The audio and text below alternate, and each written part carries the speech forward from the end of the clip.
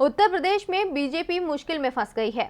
योगी आदित्यनाथ का कद पार्टी में इतना बड़ा हो चुका है कि वो बीजेपी के केंद्रीय नेतृत्व को ही चुनौती देने लगे हैं। पीएम मोदी की पसंद AK शर्मा को एक बार में ही उन्होंने लगभग खारिज कर दिया। बीजेपी और संघ के बड़े नेता यूपी पहुंचे, लेकिन योगी पर दबाव नहीं बना पाए। आखिर में हुआ वही जो योगी चाहते थे। AK शर्मा लखनऊ से दिल्ली लौट आए और योगी की ताकत और ज्यादा बढ़ गई। लेकिन मामला विधानसभा चुनावों का है। यूपी विधानसभा चुनाव ही लोकसभा चुनावों के परिणामों की दिशा तय करेंगे। 2024 में किसकी सरकार दिल्ली में होगी और यहीं बीजेपी फंस गई है। देखिए ये रिपोर्ट। बीजेपी फैसला नहीं ले पा रही है कि यूपी में योगी के नाम पर चुनाव लड़ा जाए या फिर मोदी शाह की जोड़ी को चुनावी बेड़ा पार कराने की जिम्मेदारी सौंप दी जाए। पार्टी में चिंतन, मनन, मंथन सब कुछ चल रहा है, लेकिन ये तय नहीं हो पा रहा कि किसे चेहरा बनाया जाए। पार्टी ने ये तो साफ कर दिया कि यूपी में नेतृत्व परिवर्तन नहीं होगा। कैबिनेट के विस्तार पर फैसला योगी आदित्यनाथ ही लेंगे और उनका फैसला कैबिनेट विस्तार न करने का दिखाई दे रहा है। यानी AK शर्मा की हैसियत लखनऊ में एक MLC से ज्यादा की नहीं होगी।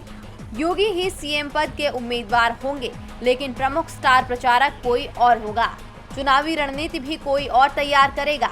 इन सब में योगी को कोई छूट नहीं दी जाएगी। यानी योगी के भरोसे बीजेपी यूपी को नहीं छोड़ेगी।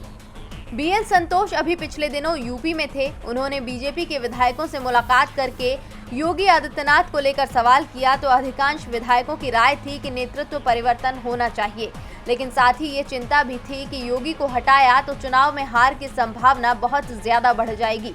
यानी ना तो योगी को हटाते बन रहा है और ना ही बनाते। इसके बाद पार्टी ने तय कर लिया कि यूपी का चुनाव CM योगी के नाम पर नहीं बल्कि PM मोदी के नाम पर लड़ा जाएगा, क्योंकि महामारी के दौरान PM मोदी से ज्यादा नुकसान योगी आदित्यनाथ की छवि को हुआ है। PM मोदी की छवि की ब्रांडिंग एक बार फिर शुरू कर दी गई है। कल राष्ट्र के नाम संबोधन में इसकी झलक भी दिखाई दी, लेकिन योगी को पार्टी ने अकेला छोड़ने का फैसला कर लिया है। यूपी के डिप्टी CM केशव प्रसाद मौर्य तो साफ साफ कह रहे हैं कि बीजेपी प्रदेश अध्यक्ष के नेतृत्व में 300 से ज्यादा सीटें जीतेंगे। केंद्रीय नेतृत्व मोदी के नाम पर चुनाव लड़ने की तैयारी में है, लेकिन योगी के तेवरों से साफ है कि जिस तरह उन्होंने पार्टी को विधानसभा चुनाव के लिए CM उम्मीदवार प्रोजेक्ट करने के लिए मजबूर कर दिया है, वैसे ही वो चुनाव की पूरी कमान भी अपने हाथ में ले लेंगे। ऐसे में साफ है कि यूपी में भले ही आदित्यनाथ के आगे अभी बीजेपी झुक गई हो, लेकिन योगी की राह आसान नहीं है। TB लाइव की रिपोर्ट।